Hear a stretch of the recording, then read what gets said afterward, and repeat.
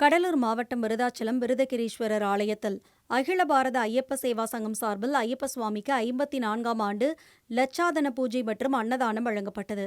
இதில் முன்னதாக 1000 மடம் ஸ்வர்ண கணபதி ஆலயத்தில் இருந்து புறப்பட்ட முருகன், குருசாமி, அன்னமய்ய நந்தீஸ்வரர் ஆலயத்தில் அமைந்துள்ள ஸ்ரீ சபரி ஐயப்பன் கோவிலில் வலம் வந்து கருப்பசாமி ஐயப்ப பக்தர்கள் சேகரித்த வில்வம் துளசி இலைகளை ஊர்வலமாக எடுத்து வரப்பட்டது.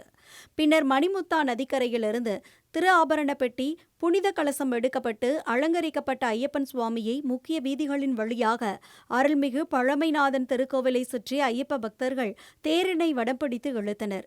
அதனைத் தொடர்ந்து 12 மணி அளவில் கருப்பசுவாமி, ஐயப்ப சுவாமி, மஞ்சமாதா சுவாமிக்கு அபிஷேகங்கள் செய்யப்பட்டு 108 படி பூஜைகள் நடத்தப்பட்டு மகா தீபாராதனை காண்பித்து அர்ச்சனை நடைபெற்றது.